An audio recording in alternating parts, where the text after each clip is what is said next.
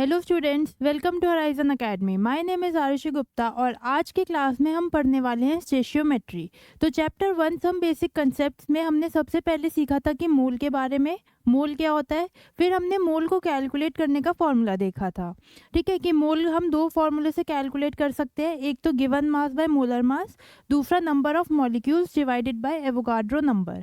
फिर next class में हमने सीखा था कंसंट्रेशन टर्म्स के बारे में, मोलैरिटी, मोलैलिटी, मोल फ्रैक्शन के बारे में। आज की क्लास में हम पढ़ने वाले हैं स्टेशियोमेट्री के बारे में। तो ये देखो, स्टेशियोमेट्री जो वर्ड है, इसमें स्टेशियो का मतलब होता है एलिमेंट। स्टेशियो एक ग्रीक वर्ड है जिसका मतलब है एलिमेंट, और मेट्री का मतलब होता है मेजरमेंट। मेट्री का मतलब होता है मेजरमेंट। तो इस पर्टिकुलर टॉपिक में हम पढ़ने वाले हैं एलिमेंट्स की मेजरमेंट के बारे में। फॉर एग्जांपल, जैसा कि आपको पता है, कोई भी केमिकल रिएक्शन होती है तो उसमें हमारे पास रिएक्टेंट होता है और वो प्रोडक्ट बनाता है। अब क्या होगा, वो आपको अमाउंट दे देगा कि मेरे पास इतना रिएक्टेंट है, तो बताओ इतने रिएक्टेंट से कितना प्रोडक्ट बनेगा। फॉर एग्जाम्पल, उसने बोला 10 ग्राम रिएक्टेंट है, तो 10 ग्राम रिएक्टेंट से कितना प्रोडक्ट बनेगा ये बताओ। ठीक है, या फिर उसने कहा कि सपोज मुझे इतना प्रोडक्ट चाहिए, मुझे 100 ग्राम प्रोडक्ट चाहिए या 100 मोल्स ऑफ प्रोडक्ट चाहिए, तो उसके लिए कितना रिएक्टेंट चाहिएगा ये बताओ। तो स्टेशियोमेट्री में हम एलिमेंट्स की मेजरमेंट पढ़ेंगे। या तो वो रिएक्टेंट की क्वांटिटी दे देगा और प्रोडक्ट पूछेगा, या फिर प्रोडक्ट की क्वांटिटी दे देगा और रिएक्टेंट पूछेगा। ठीक है, सपोज करते हैं कोई रिएक्शन है, A plus B gives C plus D. इसमें ये जो ए और बी हैं ये हमारे रिएक्टेंट है और सी और डी हमारे प्रोडक्ट है। तो वो क्या कर सकता है, आपको ए की क्वांटिटी दे देगा और पूछेगा बताओ कितना सी बनेगा, या फिर ए की क्वांटिटी दे देगा और पूछेगा बताओ कितना डी बनेगा। सेम वो बी के साथ करेगा, बी की क्वांटिटी देके पूछेगा सी बताओ या फिर डी की क्वांटिटी बताओ कितना वो प्रोडक्ट प्रोड्यूस होगा। उसके अलावा इस तरह भी क्वेश्चन आ सकते हैं कि 10 ग्राम ए को कितना बी चाहिए रिएक्ट करवाने के लिए, या 10 ग्राम बी के लिए हमको कितना ए चाहिएगा रिएक्शन करवाने के लिए। इस तरह के क्वेश्चंस हम आज की क्लास में सीखने वाले हैं। ठीक है, सबसे पहले हम एक रिएक्शन कंसिडर करते हैं। For example, H2 plus O2 gives H2O। ये हमारी वाटर की फॉर्मेशन की रिएक्शन, हाइड्रोजन प्लस ऑक्सीजन मिलके वाटर बना लेता है। अब ये रिएक्शन बैलेंस्ड नहीं है, इस रिएक्शन को बैलेंस करो। बैलेंसिंग आप लोगों ने सीखी थी पहले। बैलेंस करने के लिए हम क्या करेंगे, यहाँ पर 2 लगा देते हैं और यहाँ पर 2 लगा देते हैं। अब ये रिएक्शन बैलेंस हो गई। ठीक है, अब ये जो मैंने ये 2 लगाया है, H2 के आगे 2 है, O2 के आगे 1 है और H2O के आगे 2 है। इसको हम बोलते हैं स्टेशियोमेट्रिक कोफिशिएंट।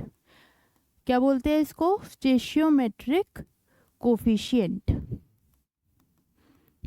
तो H2 का स्टेशियोमेट्रिक कोफिशिएंट है 2, O2 के लिए है 1 और वाटर के लिए है 2। तो जो भी हमारा ये नंबर्स लिखे हैं इसको हम बोलते हैं स्टेशियोमेट्रिक कोफिशिएंट, और ये रिप्रेजेंट करते हैं नंबर ऑफ मोल्स। क्या रिप्रेजेंट करते हैं? Number of moles. अब जब हमने ये लिखा 2H2 plus O2 gives 2H2O, तो इस बात का क्या मतलब है? इसका मतलब ये है कि 2 मोल्स ऑफ H2 रिएक्ट करेंगे 1 मोल ऑक्सीजन के साथ, 1 मोल ऑफ ऑक्सीजन, और जो हमें प्रोडक्ट मिलेगा वो कितना मोल होगा? 2 मोल प्रोडक्ट मिलेगा हमें। कितना मोल प्रोडक्ट मिलेगा? 2 मोल ऑफ वाटर। तो ये जो हमारे स्टेशियोमेट्रिक कोफिशिएंट है, क्या है स्टेशियोमेट्रिक कोफिशिएंट? जो भी हमने नंबर लिखा है हमारे एलिमेंट के आगे उसको बोलते हैं स्टेशियोमेट्रिक कोफिशिएंट, और ये रिप्रेजेंट करता है मोल को। 2 मोल H2 रिएक्ट करेगा 1 मोल ऑक्सीजन के साथ और जो प्रोडक्ट मिलेगा वो होगा कितना? 2 मोल। ठीक है, अब 2 मोल H2 का मास कितना होगा? H2 का मास होगा 2 ग्राम, 2 मोल के लिए हो गया 4 ग्राम। तो हम इस तरह भी बोल सकते हैं कि 4 ग्राम H2 रिएक्ट करेगा 1 मोल O2 का मास कितना होगा? ऑक्सीजन का मास होता है 16, O2 के लिए हो जाएगा 32, तो 1 मोल O2 का मास होगा 32 ग्राम। और 2 मोल वाटर का मास, वाटर का मोलर मास है 18, तो 1 मोल का मास है 18, 2 का कितना होगा? 18 2 36 ग्राम्स ऑफ वाटर। तो हम ऐसा बोल सकते हैं या तो कि 2 मोल H2 1 मोल O2 के साथ रिएक्ट करके कितने मोल वाटर बना रहा है, 2 मोल। या फिर हम ऐसा बोल सकते हैं कि 4 ग्राम H2 रिएक्ट करेगा 32 ग्राम O2 के साथ और हमको जो प्रोडक्ट मिलेगा वो होगा 36 ग्राम्स। ठीक है, अब आप यहाँ देखो 4 है प्लस कितना करा हमने 32 और जो प्रोडक्ट मिला वो कितना मिला 36 ग्राम। तो यहाँ पे law of conservation of mass भी फॉलो हो रहा है। 4 + 32 इज 36, जो कि हमने पढ़ा है law of conservation of mass कि रिएक्टेंट का मास और प्रोडक्ट का मास हमेशा सेम रहता है, इक्वल रहता है इन अ केमिकल रिएक्शन। तो यहाँ पे law of conservation of mass हो रहा है। तो ये जो law of conservation of mass है ये सिर्फ और सिर्फ मास के केस में लागू होगा, यहाँ पर नहीं होगा। अब देखो यहाँ पे 2 मोल्स, यहाँ पे 1 मोल, तो 2 + 1 तो 3 होता है, तो हमें 3 मोल्स ऑफ वाटर मिलना चाहिए था, पर ऐसा नहीं हुआ क्योंकि हमने जो लॉ पढ़ा है वो है law of conservation of mass, ना कि law of conservation of mole. तो ये जो ऐड करके रिएक्टेंट और प्रोडक्ट की अमाउंट सेम आती है वो सिर्फ और सिर्फ मास के केस में आती है, मोल्स के केस में नहीं आती है।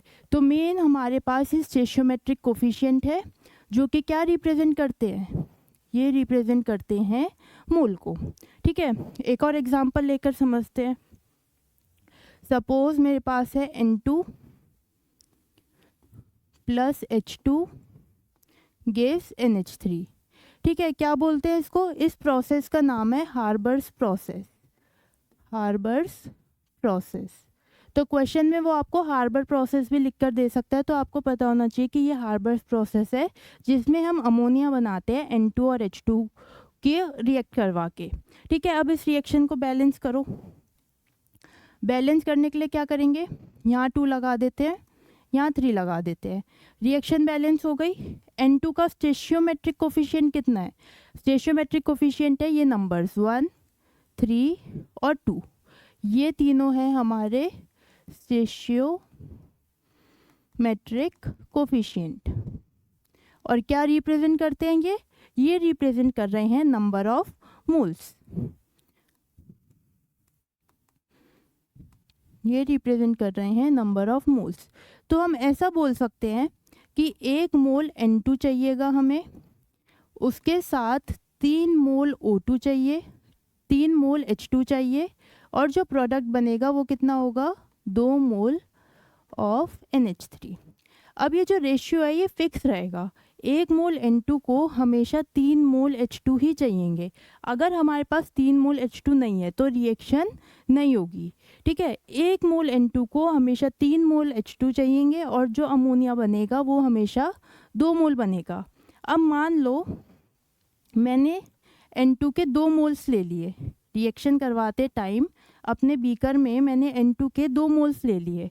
ठीक है, तो 2 मोल्स के लिए कितना H2 चाहिएगा मुझे, अब 1 मोल के लिए तो 3 मोल चाहिए, तो 2 मोल्स के लिए कितना चाहिएगा, इसका डबल 1 × 2। हमने क्या करा N2 की क्वांटिटी को डबल कर दिया, तो हम H2 की क्वांटिटी को भी डबल कर देंगे, तो 3 × 2 कितना होगा 6, और जो हमें अमोनिया मिलेगा वो कितना मिलेगा, वो भी डबल मिल जाएगा, 2 × 2 = 4। तो ये जो रेशियो है ये फिक्स रहेगा, 1 मोल N2 हमेशा कितने मोल H2 के साथ रिएक्ट करेगा, 3 मोल के साथ, और जो प्रोडक्ट मिलेगा वो हमेशा होगा 2 मोल इस पर्टिकुलर रिएक्शन के लिए। ठीक है, अगर 2 मोल N2 ले लिए तो 6 H2 चाहिएंगे और जो अमोनिया बनेगा वो होगा 4। अब सपोज करो 3 मोल ले लिए, 3 मोल ऑफ N2, तो इस केस में बताओ कितना हाइड्रोजन चाहिएगा, 1 को हमने 3 से मल्टीप्लाई कर दिया है ना, तो इस 3 को भी कर देते 3 से मल्टीप्लाई, कितना आएगा 9 मोल। 1 मोल N2 को 3 मोल H2 चाहिए थे, 3 मोल को 9 मिल चाहिएंगे और प्रोडक्ट कितना बनेगा 3 गुना बन जाएगा, तो 2 × 3 इज 6 मोल्स ऑफ NH3। तो ये तो था पूरा बेसिक कंसेप्ट कैसे स्टेशियोमेट्री वर्क करती है। अगर मैंने रिएक्टेंट की क्वांटिटी डबल कर दी तो प्रोडक्ट की क्वांटिटी भी डबल हो गई। अगर रिएक्टेंट की क्वांटिटी सपोज 10 गुना कर दी तो प्रोडक्ट की क्वांटिटी भी 10 टाइम्स हो जाएगी। ठीक है, अब देखते हैं कि हम इस पे क्वेश्चंस जो आएंगे वो कैसे करेंगे। मान लेते हैं हमारे पास A + B gives C + D। ये कोई रिएक्शन है, इनका स्टेशियोमेट्रिक कोफिशिएंट मान लेते हैं स्मॉल ए स्मॉल बी, ये स्टेशियोमेट्रिक कोफिशिएंट है स्मॉल सी और स्मॉल डी। ये जो भी नंबर्स हमने लिखे हैं रिएक्शन को बैलेंस करने के लिए। अब इसमें ये ध्यान रखो, जो फॉर्मूला लगेगा वो होगा मोल्स ऑफ ए अपॉन में stoichiometric coefficient of A, stoichiometric coefficient of A क्या है हमारा, ये reactant, is equal to moles of B upon में स्टेशियोमेट्रिक कोफिशिएंट, ये स्टेशियोमेट्रिक कोफिशिएंट को शॉर्ट फॉर्म में लिख दिया, of B is equal to moles of C upon में stoichiometric coefficient of C is equal to moles of D upon में stoichiometric coefficient of D. इस तरह से होगा। इन शॉर्ट हम ऐसा बोल सकते हैं कि number of moles of reactant divided bye reactant का जो भी स्टेशियोमेट्रिक कोफिशिएंट है इक्वल होगा number of moles of product, यहाँ पे n रिप्रेजेंट कर रहा है नंबर ऑफ मोल्स को, ठीक है, नंबर ऑफ मोल्स को मैंने n लिख दिया, डिवाइडेड बाय प्रोडक्ट का जो भी स्टेशियोमेट्रिक कोफिशिएंट है। अब सपोज उसने मुझे ए की क्वांटिटी दे दी और पूछा है कि सी की क्वांटिटी बताओ, तो क्या करेंगे, जितनी भी क्वांटिटी दे रखी होगी ए की, सपोज उसने 10 मोल दिए तो मोल्स ऑफ ए 10 है हमारे पास, डिवाइड कर देंगे उसका स्टेशियोमेट्रिक कोफिशिएंट, यहाँ पे जो भी नंबर लिखा होगा, इक्वल रखेंगे। हमें क्या फाइंड करना है, क्या फाइंड करना है हमको, सी, तो मोल्स ऑफ सी फाइंड करने हैं और सी का स्टेशियोमेट्रिक कोफिशिएंट हम रिएक्शन से पता कर सकते हैं। तो इन दोनों को हम इक्वल रख देंगे, ए और सी को। मोल्स ऑफ ए हमें क्वेश्चन में गिवन होंगे, स्टेशियोमेट्रिक कोफिशिएंट ऑफ ए और सी हम यहाँ से रिएक्शन में से निकाल सकते हैं। इक्वेट करके हम मोल्स ऑफ सी बहुत आसानी से निकाल लेंगे, ठीक है। इस पर कुछ क्वेश्चंस करते हैं, उससे आपको ज़्यादा क्लियर होगा। करते हैं, स्टार्ट करते हैं। पहला क्वेश्चन है, calculate the amount of water produced by 10 moles of oxygen. तो वाटर की प्रोडक्शन का फॉर्मूला, वो रिएक्शन क्या होती है, H2 plus O2 gives H2O, ठीक है। ये हमारी रिएक्शन है, हमने सीखी। अब इसको बैलेंस कर दो। बैलेंस करने के लिए यहाँ 2 लगा देंगे और यहाँ 2 लगा देंगे, हो गया। अब क्या करना है, हमें फाइंड क्या करना है और गिवन क्या है। गिवन है हमको 10 मोल्स ऑफ O2 गिवन है, और फाइंड क्या करना है, अमाउंट ऑफ वाटर, ये हमें फाइंड करना है। क्या सीखा है हमने, स्टेशियोमेट्री का formula, number of moles of reactant divided by stoichiometric coefficient is equal to number of moles of product divided by इसका स्टेशियोमेट्रिक कोफिशिएंट।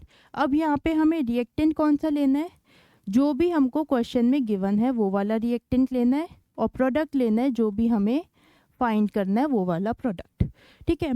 कौन सा रिएक्टेंट गिवन है, O2, तो यहाँ पे हम लिखेंगे number of moles of O2 divide कर देंगे O2 के स्टेशियोमेट्रिक कोफिशिएंट से, इक्वल रखेंगे number of moles of product क्या है, वाटर, जो कि फाइंड करना है, number of moles of water divided by इसका स्टेशियोमेट्रिक कोफिशिएंट, ठीक है।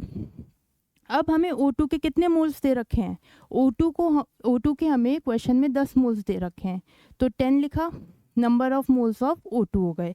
स्टेशियोमेट्रिक कोफिशिएंट कितना है O2 का, O2 के आगे हमें 1 लिखा हुआ दिख रहा है, ठीक है। तो 1 is equal to number of moles of H2 हमको निकालने हैं, यहाँ पे लिख देंगे NH2O डिवाइडेड बाय H2O का स्टेशियोमेट्रिक कोफिशिएंट ये 2, तो यहाँ पे हम रख देंगे 2, ठीक है। तो number of moles of water कितने आएंगे, 10 × 2 20 मोल्स।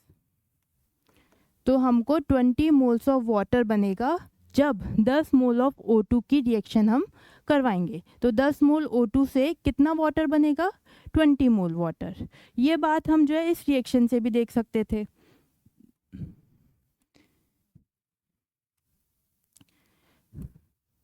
देखो इस रिएक्शन को देख के हमें क्या पता चल रहा है, एक O2 से कितना वाटर बनेगा, 2, मतलब एक O2 से 2 मोल वाटर बनेगा, क्वांटिटी डबल हो रही है। तो 10 मोल O2 से कितना वाटर बनेगा, 10 का डबल विच इज़ 20। तो ये आ गया 20। तो डायरेक्ट आप कंसेप्चुअली भी कर सकते हो और ऐसे फॉर्मूले की हेल्प से भी कर सकते हो, जैसा आपको सूटेबल लगे। ठीक है, अब आगे चलते हैं। अब इसमें यहाँ पे अमाउंट पूछी है। अमाउंट मतलब ग्राम्स में बताना है। अब मोल्स दे रखा है, मोल्स को हम ग्राम में बहुत आसानी से कन्वर्ट कर सकते हैं। कैसे? मल्टीप्लाई कर देंगे मोलर मास से। वाटर का मोलर मास कितना होता है? 18। तो 20 को मल्टीप्लाई कर देते हैं 18 से, कितना आएगा? 8 2 जा 16, 360 ग्राम्स ऑफ वाटर। अगर मोल्स पूछते तो ये आंसर होता, अमाउंट पूछिए मतलब ग्राम्स में, तो 360 ग्राम्स। ठीक है, नेक्स्ट क्वेश्चन देखते हैं। नेक्स्ट क्वेश्चन है calculate the amount of water produced by 10 moles of H2। अब O2 की जगह H2 दे रखा है। पहले तो रिएक्शन ही लिख देते हैं। क्या रिएक्शन है? H2 plus O2 gives H2O। ठीक है, नेक्स्ट स्टेप है हम इसे बैलेंस करेंगे। बैलेंस कर देते हैं। बैलेंस करने के लिए यहाँ 2 आएगा और यहाँ 2 आएगा। बैलेंस हो गई। H2 का स्टेशियोमेट्रिक कोफिशिएंट 2, इसका 1 और इसका 2। गिवन क्या है हमको? 10 मोल्स ऑफ H2, तो ये हमको गिवन है। फाइंड क्या करना है? ये हमको वाटर हमको फाइंड करना है। ठीक है, फॉर्मूला लगाते हैं। Number of moles of H2 divided by इसका स्टेशियोमेट्रिक कोफिशिएंट। पहले लिखते हैं जो गिवन है, फिर लिखते हैं जो फाइंड करना है। Number of moles of water find करने डिवाइडेड बाय इसका stoichiometric coefficient. Number of moles of H2 कितने दे रखे हैं? 10 मोल, तो 10 लिखा। स्टेशियोमेट्रिक कोफिशिएंट H2 का 2, तो यहाँ 2 लिख दिया।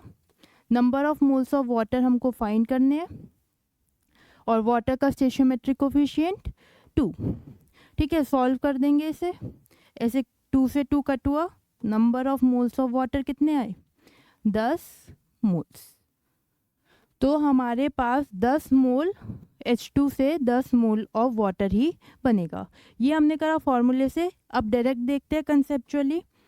तो देखो 2 मोल H2 से, ये सब हटा देते हैं, 2 मोल H2 से कितना वाटर बन रहा है? 2 H2 से 2 H2O बन रहा है। तो जितने मोल हम H2 के ले रहे हैं उतने ही मोल वाटर के भी बन रहे हैं। तो 10 मोल से कितना बनेगा? 10 मोल, और 10 मोल ही हमारा आंसर है। अब अगर उसने ग्राम में पूछा है तो इसे ग्राम में बदल देंगे, मल्टीप्लाई करेंगे मोलर मास से। तो 10 × 18 180। तो 180 ग्राम्स बोलो या 10 मोल बोलो, एक ही बात है। ठीक है, डिपेंड करता है उसने क्वेश्चन मोल्स में पूछा है या ग्राम्स में पूछा है। नेक्स्ट क्वेश्चन देखते हैं। Calculate the amount of H2 required by 10 moles of O2। अब इसमें देखो हमारी रिएक्शन तो ये सेम ही है। H2 plus O2 gives H2O। Balance करने के लिए यहाँ पर 2 लगा दिया और यहाँ 2 लगा दिया। ठीक है, रिएक्शन तो सेम ही है। ये H2 plus O2 gives H2O। अब गिवन क्या है हमको? O2 की क्वांटिटी। O2 की क्वांटिटी गिवन है और फाइंड क्या करना है हमको? H2 की क्वांटिटी। अब वो पूछ रहा है कि 10 मोल O2 के लिए कितना H2 चाहिएगा। आसानी से कर लेंगे। पहले जो भी गिवन है वो लिखेंगे और इधर जो भी फाइंड करना है वो लिखेंगे। ठीक है, गिवन क्या है हमको? O2, तो लिखेंगे number of moles of O2 और डिवाइड कर देंगे इसके स्टेशियोमेट्रिक कोफिशिएंट से। इक्वल टू फाइंड क्या करना है हमको? H2, तो number of moles of H2 divided by इसका स्टेशियोमेट्रिक कोफिशिएंट। अब क्वेश्चन में O2 के कितने मोल्स गिवन है हमको? 10, तो लिख दिया 10। ठीक है, और O2 का स्टेशियोमेट्रिक कोफिशिएंट है 1, क्योंकि यहाँ कुछ भी नहीं लिखा। 1 is equal to number of moles of H2 हमको फाइंड करने, डिवाइड करा H2 का स्टेशियोमेट्रिक कोफिशिएंट 2। सॉल्व करेंगे। N ऑफ H2 आ गए हमारे पास 20 मोल्स। अगर ग्राम्स में कन्वर्ट करना है तो 20 × 2 40 ग्राम्स। तो 40 ग्राम्स H2 हमको चाहिए 10 मोल O2 के लिए। अब देखो ये तो हमने करा फॉर्मूले से, अब कंसेप्चुअली करते हैं। 2 मोल H2 को कितना ऑक्सीजन चाहिए था? 1। 2 का आधा होता है 1, तो हमें जितना H2 चाहिए उसका आधा O2 चाहिएगा। या फिर ऐसा बोल सकते हैं O2 अगर 1 है तो H2 कितना चाहिए 2, डबल चाहिए। उन्होंने हमें कितना दे रखा है O2 10 ग्राम, वो 10 मोल, तो 10 मोल का डबल कितना होगा 20 मोल। अगर ये 1 है तो 20 चाहिए, 1 है तो 2 मोल चाहिए, 10 होंगे तो कितने चाहिएंगे 20। तो सेम ऐसे हम कंसेप्चुअली भी निकाल सकते हैं और फॉर्मूले से भी। आगे देखते हैं। नेक्स्ट पूछ रहा है calculate the amount of NH3 produced by 10 mole of N2। तो अभी मैंने आपको हार्बर्स प्रोसेस बताया था, उसकी रिएक्शन लिखो क्या होती है। हार्बर्स प्रोसेस हमने सीखा था होता है N2 plus H2 gives NH3। Balance करो, अब इसे बैलेंस करो तो 2 इधर और 3 इधर। तो क्या क्या स्टेशियोमेट्रिक कोफिशिएंट है, N2 का 1, H2 का 3 और NH3 का 2। अब फाइंड क्या करना है और गिवन क्या क्या है। गिवन है N2, ये गिवन है, और फाइंड करना है NH3। ठीक है, लगाते हैं अपना formula. Number of moles of N2, पहले जो भी गिवन है वो लिखते हैं, इक्वल टू लगाते हैं, जो फाइंड करना है वो लिखते हैं। यहाँ पे stoichiometric coefficient equal to number of moles of NH3 और इसका कोफिशिएंट, ये फॉर्मूला हो गया। N2 के मोल्स हमें 10 दे रखे हैं, N2 का कोफिशिएंट 1 इक्वल टू NH3 के मोल्स हमको फाइंड करने हैं और इसका कोफिशिएंट है 2। सॉल्व कर दो। Number of moles of NH3 आए हमारे पास 10 इंटू 2 20 मोल्स। ऐसे क्रॉस मल्टीप्लाई कर देंगे, 10 2 ज़ा 20। तो NH3 के कितने मोल्स बनेंगे 20 मोल्स। ग्राम में बदलने के लिए क्या करेंगे, मल्टीप्लाई कर देंगे मोलर मास से। अब नाइट्रोजन का मास होता है 14 और हाइड्रोजन का 1। 3 हाइड्रोजन है तो 14 प्लस 3 17 हो गया। तो 20 को मल्टीप्लाई कर देंगे 17 से, तो कितना आएगा 340 ग्राम हमारा आंसर हो जाएगा। तो 10 मोल N2 से कितना अमोनिया बनेगा 340 ग्राम्स अमोनिया बनेगा। इसी तरह अगर वो 10 की जगह कोई और नंबर दे दे तो निकाल लोगे आराम से। बस यहाँ पे 10 की जगह वो नंबर पुट कर देंगे जो भी देगा, और हम आराम से कैलकुलेट करके बता सकते हैं कि कितने नाइट्रोजन से कितना अमोनिया बनेगा। समझे। अब आगे चलते हैं।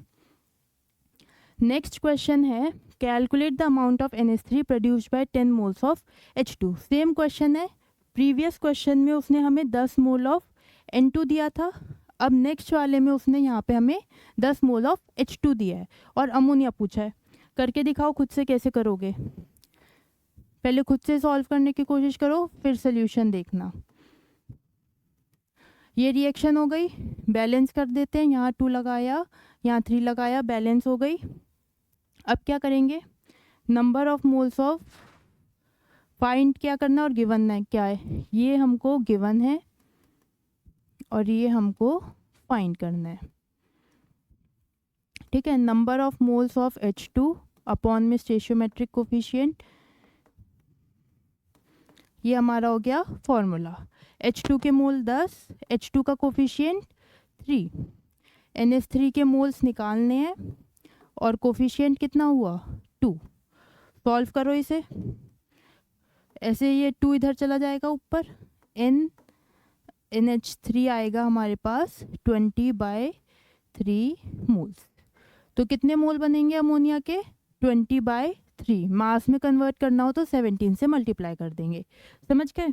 नेक्स्ट क्वेश्चन देखते हैं। Calculate the amount of N2 required by 10 moles of H2। N2 दिख रहा है, H2 दिख रहा है, हार्बर्स प्रोसेस है। N2 plus H2 gives NH3। यहाँ पर 2 लगा दिया, यहाँ 3 लगा दिया। फाइंड क्या करना है हमको, फाइंड करना है N2। गिवन क्या है हमको H2। कर लेंगे आराम से। कैसे, ये फॉर्मूला लगाएंगे हम अपना। अब H2 के कितने मोल्स गिवन है अपन को 10 मोल्स।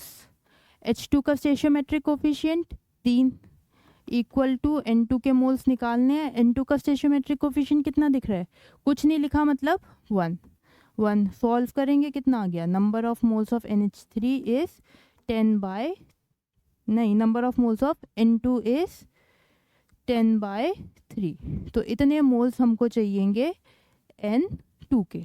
ठीक है, अगर ग्राम में बदलना हो तो क्या करेंगे, N2 के मोलर मास से मल्टीप्लाई कर देंगे।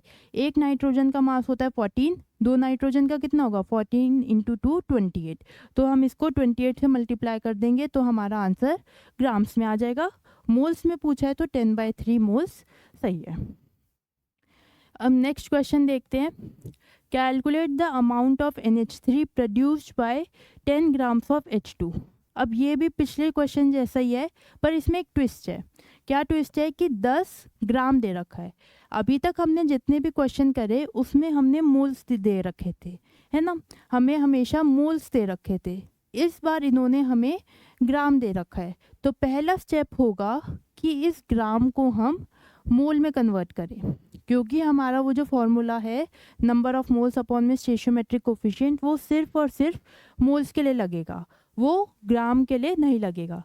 देखो N2 plus H2 gives NH3, ये फॉर्मूला सीखा था हमने। ठीक है, फाइंड करना है हमें NH3 और गिवन है हमको H2, ऐसे ही है। तो क्या फॉर्मूला लगाने वाले हैं हम, number of moles of H2 divided by stoichiometric coefficient is equal to number of mole of NH3 divided by stoichiometric coefficient. अब हमको यहाँ पर नंबर ऑफ मोल्स चाहिए H2 के, और उसने हमें ग्राम्स दे रखा है, तो 10 ग्राम को हम कन्वर्ट करेंगे मोल में। कैसे कन्वर्ट करेंगे, मल्टीप्लाई कर देंगे मोलर मास से।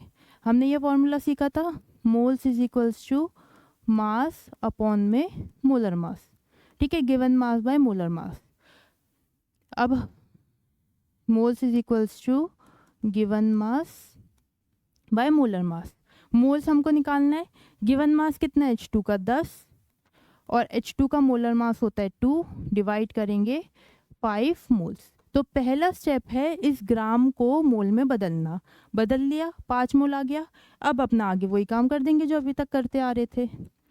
ये हमारे पास हो गए 5, डिवाइड करा, H2 का कोफिशिएंट कितना है 3 इज इक्वल्स टू NH3, और NH3 का coefficient 2 divided by 2, number of moles of NH3 कितना हो गया, इसे क्रॉस मल्टीप्लाई कर देंगे, 5 2 10/3 मोल्स। तो 10 ग्राम H2 से कितना अमोनिया बनेगा 10/3 मोल। मल्टीप्लाई करेंगे अगर 17 से तो आंसर आ जाएगा ग्राम्स में। ठीक है, समझे कैसे करना है। अगर हमको ग्राम्स में या किसी भी और यूनिट में दे रखा है तो पहले हम मोल में कन्वर्ट करेंगे, उसके बाद अपना ये वाला फॉर्मूला लगा देंगे स्टेशियोमेट्री का। नेक्स्ट क्वेश्चन देखते हैं। Calculate the amount of NH3 produced by 1.4 gram of N2। फिर से हमको इन्होंने 1.4 ग्राम दे रखा है, तो पहला स्टेप क्या होगा, इसको बदलना है हमें मोल्स में। मोल का क्या फॉर्मूला है, गिवन मास बाय मोलर मास। हमारे पास N2 का गिवन मास कितना है 1.4, और N2 का मोलर मास कितना होगा, नाइट्रोजन का मास होता है 14, दो नाइट्रोजन है तो कितना हो जाएगा 14 2 28, तो उसका मोलर मास हो गया 28। अब इसे सॉल्व कर देते हैं, कितना आएगा 1/20, तो मोल्स आ गए हमारे पास 1/20, या फिर क्या लिख सकते हैं हम इसको 0.05, कुछ भी लिख लो, दोनों चलेंगे, 1/20 या 0.05। अब अपनी रिएक्शन लिखते हैं वापसी, रिएक्शन लिखी। अब हम करेंगे इसे बैलेंस, कैसे, यहाँ 2 लगाया, यहाँ 3 लगाया, गिवन क्या है हमको N2, फाइंड क्या करना है NH3, तो number of moles of N2, ये हमारा लग गया क्या फॉर्मूला। N2 के कितने मोल्स कैलकुलेट करें हमने 0.05। अब अगर यहाँ पे आपने 1.4 लिख दिया तो आंसर हो जाएगा गलत, और यहीं पे बच्चे गलती करते भी हैं। आपको यहाँ नंबर ऑफ मोल्स लिखने हैं ना कि मास। तो पहले हमने क्या करा, नंबर ऑफ मोल्स निकाले। कैसे निकाले, अपने गिवन मास बाय मोलर मास से। तो कितने हैं number of moles 0.05 divide by N2 का कोफिशिएंट तो 1 ही है, इज इक्वल टू NH3 का कोफिशिएंट हो गया 2।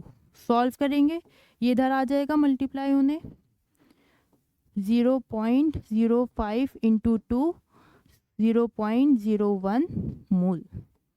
तो 0.01 मोल हमारा आंसर है। 1.4 ग्राम N2 से कितना अमोनिया बनेगा? 0.01 मोल। इसे मल्टीप्लाई कर देते हैं, यहाँ करते हैं 0.1 बनेगा, 0.1 मोल। ठीक है, अब ग्राम में बदलने के लिए 0.1 को मल्टीप्लाई कर देते हैं 17 से, कितना आएगा? 1.7 ग्राम ऑफ NH3। तो कोई अगर आपसे पूछे कि 1.4 ग्राम N2 लिया हमने तो उससे कितना अमोनिया बनेगा, तो कितना बन रहा है? 1.7 ग्राम। ठीक है, नेक्स्ट देखते हैं, calculate the amount of N2 required to form 1.7 gram of NH3। Same वैसे ही क्वेश्चन है, ग्राम्स दे रखा है, पहला स्टेप क्या होगा? मोल्स में कन्वर्ट करना। करते हैं, गिवन मास है हमारे पास 1.7 और मोलर मास अमोनिया का कितना होगा? नाइट्रोजन का 14, हाइड्रोजन का 1, 3 हाइड्रोजन है तो टोटल हो गया 17 मोलर मास, 17 0.1 मोल। पहला काम तो हो गया, पूरा मोल में कन्वर्ट हो गया।